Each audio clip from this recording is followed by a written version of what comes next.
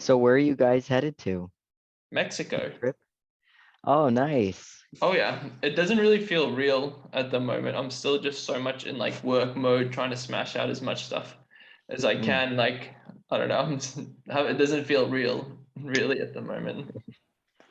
People getting on calls and then they don't really know why they're on a call after they get on a call. So as in what I mean is, so one of my first questions when they got on the call is like, okay, cool. So what motivated you to get on a call with me today? And then generally it follows with them giving me their like life story, but not really saying this is what I got on the call. And then usually I would say something like, okay, but so what are you hoping to achieve from working with someone like me? And then again, they'd kind of give like a life story and they wouldn't really know why they're getting on the call with me. And then it kind of feels a little bit like I'm having to convince them to work with me. Like it feels like they get on the calls and then it's like it's very like an uphill battle kind of thing. Whereas when I started, it was a lot mhm. easier. Like people were kind of like keen to work with me and everything. And then the main issue was usually just money. And now usually there's like a couple of other things and stuff as well. Got it.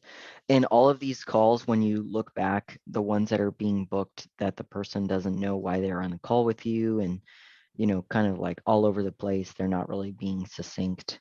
Mhm. Are those calls that were booked by the setter or by you or a mix? By like mostly the setter, like I had one or two messages in there sometimes, Mm, or I kind of like supervised the message okay. flow.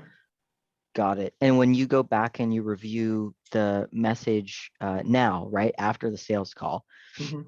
excuse me, and you do a deep dive or an audit, are you seeing very clearly in the messenger conversation the goal that that person had communicated or the reason why they want to start an Amazon FBA? Yeah, yeah, it's usually pretty clear. I can give you an example of like a recent one. Let me Okay. just pull it up. This is like an example of I was on a call with her pretty recently. So generally this is like the how it follows as well. So starts out, we're talking, and then she's like oh, she's struggling to find a product. She thinks it's very saturated. So this is my setter talking. And then he's like, yep, cool. So if I can help you success at Amazon, would you be open to setting up a call to discuss further? So, two things that I would mention to you and to the setter that are going Mhm. to be beneficial to kind of like notice Yep. is this person is being short and our messages are too long. Yeah. Like we are not mirroring the person Yeah. back. So they're either busy or they have sales resistance. Okay. Yeah, So that that's is one thing. okay. And so is the way to do that just to make the messages shorter? Yeah, and also try more open-ended questions. So example of some close-ended questions that we could have maybe reframed are like this one. Yeah, nailing the product is key in this business. Is this the only reason holding you back from getting into it? So that's a yes or no question. Instead of a yes or no question, open-ended is Yeah. usually better to lead to Okay. the close-ended questions. Yeah. So what do you think is the main thing holding you back right now? Yeah. Yeah. Yeah. You see how based on just that right there, part of the flow, right? And those gaps that exist right now in this one conversation, it makes sense now why that person didn't work with you, right? We don't know why they need this.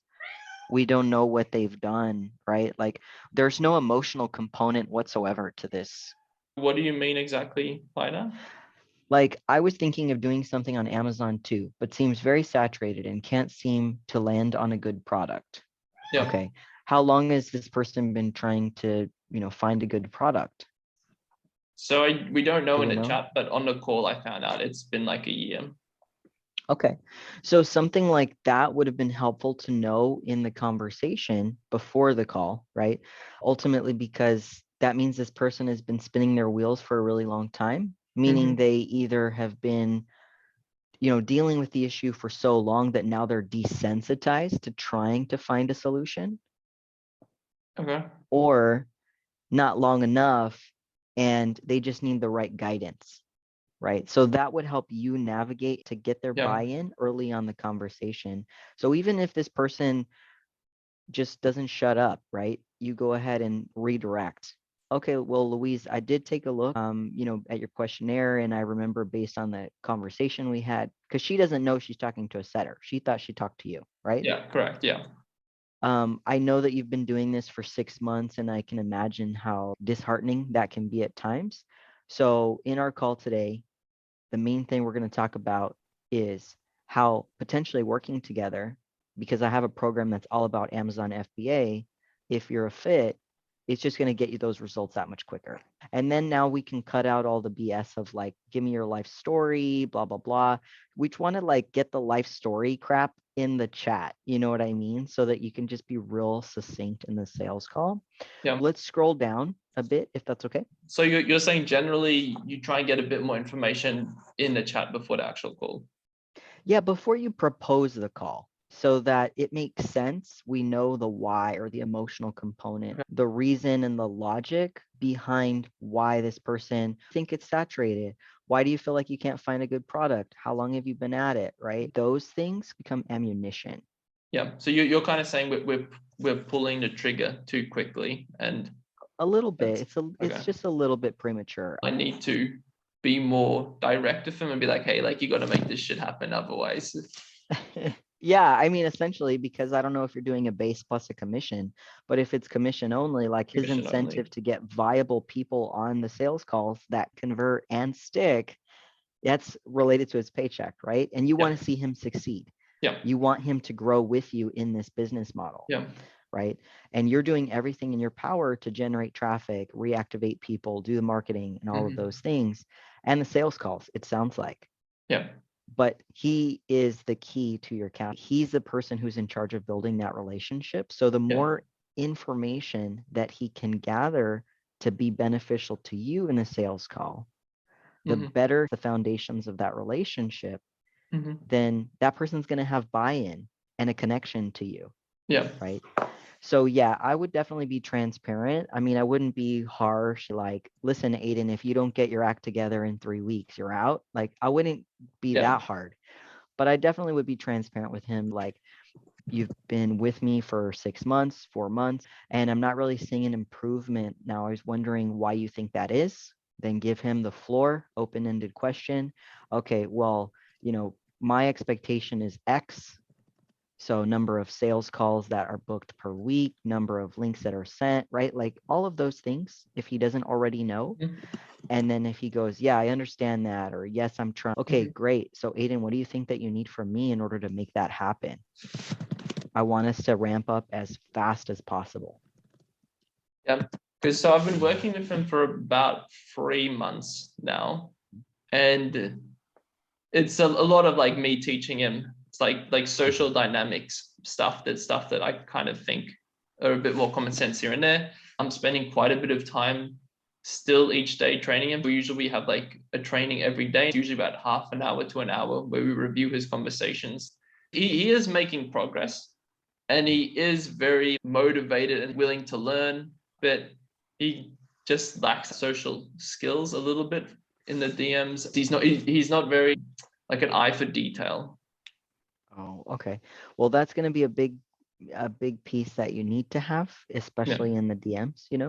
And I don't know if it's like culturally there's a difference or something between like your language pattern and his, and Yeah. that's the reason why he's missing the cues or the nuances. No, but But what like as an example, we'd have a call the day before, and then I'm like, all right, cool. So tomorrow, message this guy this message, and I type out the message, and then the next day I see, and he sends like something completely different, and then okay, I'm just so we like, need to, are you bringing that up?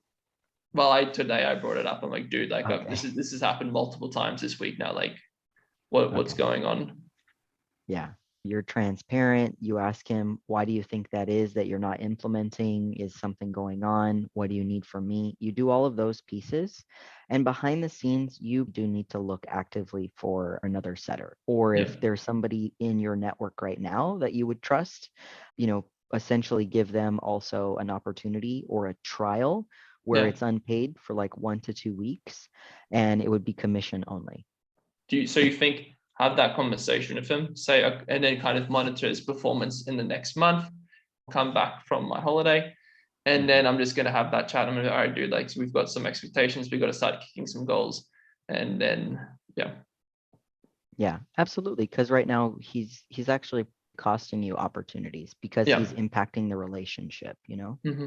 Yeah, that's I kind of like that's where I'm kind of thinking like, how long do I keep doing this? He is learning stuff, but he is still Right. making lots of mistakes. You know, it's like he's just not bad for me to fire him, but it's not good for me to be happy with him. Right. You know, and it's Yeah. just like that in the middle. I'm just like, oh, he's a, you know, I don't know. Yeah. So only one of two things is going to end up happening, which is why you do need to have that transparent conversation, right? He's Yeah, already made so many infractions that it is costing you time, energy, money at this point, 4 weeks maximum for sure, right? And yeah, give him that buffer. But you having this transparent conversation is either going to motivate him or kill his morale and demotivate, yeah, right? It's going to do one or the other. He's going to take action, improve, implement, and get his act together, or he's not. yeah, But you need to definitely have that game plan for yourself of potentially having that second profile. That would be my recommendation regardless. yeah. Okay. And within the next 30 days, you, Leonard, should not have to meet with him every single day for 30 minutes. Yeah, Within the first 45 to 60 days, that made sense. yeah, But at this point where we're at right now, you guys should be meeting maybe 2 times per week, and where you still have an eye to kind of scope or comb through the messenger just to make sure everybody's yeah. being responded to, it matches your language pattern. You're just doing spot checks, but it Yeah. shouldn't be a daily thing. You've got other shit to do. Oh yeah, no, it's a daily thing. It's a like daily thing. Like yeah, it's Yeah, basically I'm pretty much still doing the messenger really. right. And that's not fair to you. Yeah. Okay. Cool. Thanks so much. Enjoy Mexico. I will do. See you later. Bye.